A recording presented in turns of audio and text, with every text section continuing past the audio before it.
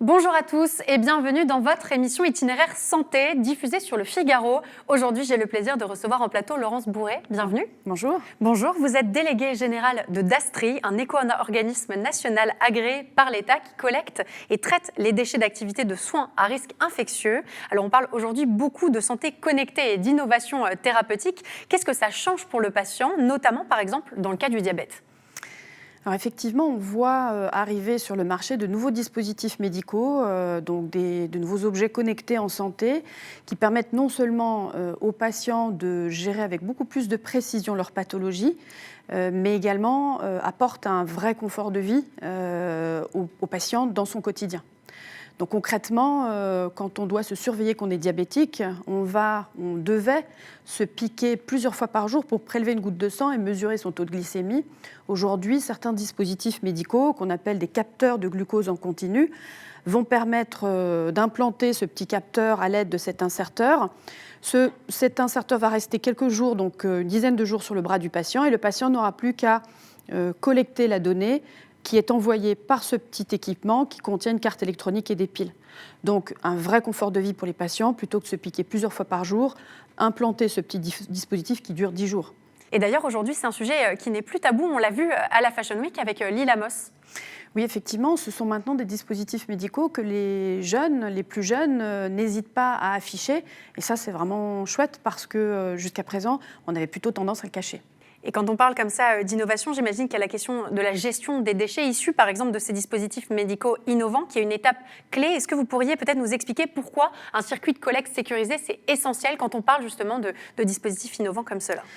Parce que dans ces dispositifs, donc là je vous ai parlé du capteur, mais on a aussi des petites pompes à insuline. À l'intérieur, il y a un perforant. Donc c'est un mandrin ou une aiguille qui va venir donc implanter soit une canule dans le cadre de la pompe pour injecter l'insuline, soit une anode dans le cadre donc, du capteur pour mesurer le taux de glycémie. Et donc, quand on est diabétique, c'est une pathologie qui n'est pas transmissible, donc il n'y a pas de risque de transmission. En revanche, quand on est diabétique et éventuellement atteint de VIH ou de VHB, de VHC, donc ce qu'on appelle plus communément l'hépatite, potentiellement, la personne qui pourrait être amenée à manipuler ce dispositif médical après utilisation pourrait être exposée à ce que l'on appelle un accident d'exposition au sang et éventuellement devenir lui-même patient. Donc il est très important que cette étape, qui est la dernière étape du parcours en santé du patient, c'est-à-dire gérer la fin de vie du dispositif médical qu'il utilise, soit faite de manière sécurisée pour éviter un accident et que l'on crée une nouvelle boucle avec un patient qui aura été contaminé. Et d'ailleurs, c'est une préoccupation des patients, vous me le confiez en off. Oui, tout à fait, c'est important et les patients sont très sensibles alors à la fois au caractère, à l'enjeu sanitaire pour éviter les accidents, mais à la fois aussi à l'enjeu environnemental. Et aujourd'hui, quand on fait des enquêtes, on organise un baromètre chaque année avec l'aide de l'IFOP. On constate que plus de 80% des patients, mais aussi des pharmaciens, qui sont un des acteurs, clés de cette chaîne. Tout à fait, c'est vraiment le réseau de pharmacies est impliqué à la fois dans la distribution des boîtes, la collecte des boîtes, mais aussi la formation, l'éducation et la réponse aux questions des patients. Eux aussi sont très sensibles à l'impact environnemental. Et d'ailleurs, certains patients estiment qu'à performance égale, ils préfèrent un dispositif médical moins impactant pour l'environnement pour éviter justement de créer des déchets, sachant que ce sont des déchets qui jusque-là étaient uniquement incinérés et qui vont désormais s'ouvrir à l'économie circulaire. Et justement, on parle là d'environnement. Comment est-ce que vous gérez la fin de vie de ces produits ? Est-ce qu'ils sont recyclables ?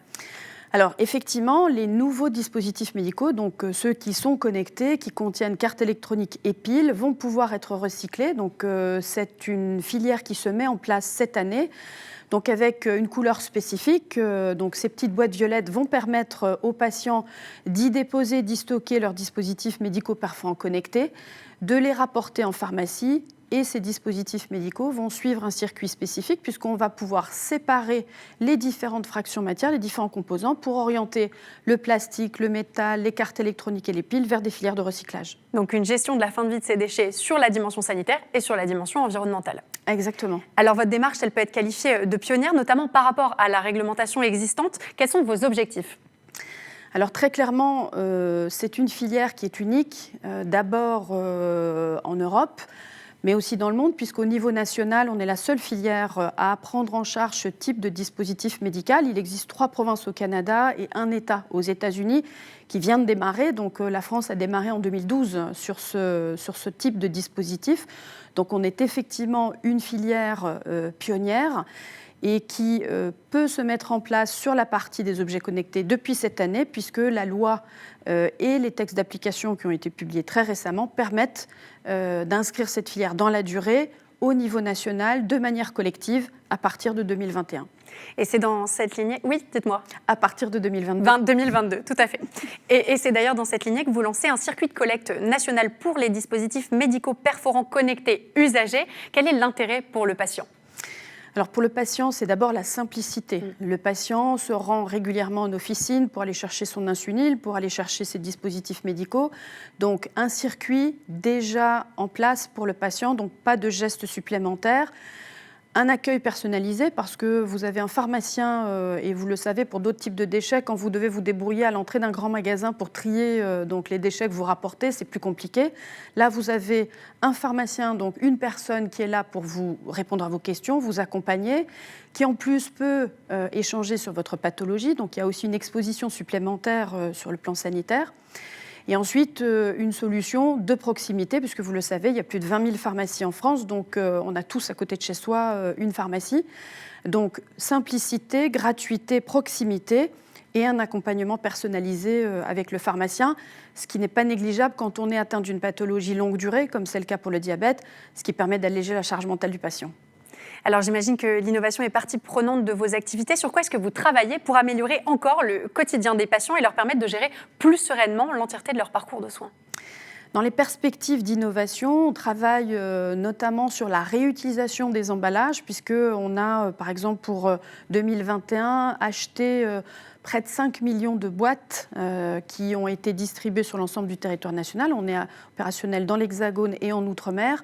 Et ce sont des emballages qui, aujourd'hui, en dehors de celle-ci qui va être recyclée, qui ne sont pas encore recyclées. Donc ça fait partie des perspectives, c'est chercher à réutiliser les boîtes pour les patients, pour réduire l'impact environnemental de notre activité. Voilà une des pistes, parmi d'autres, que nous allons tester en 2023.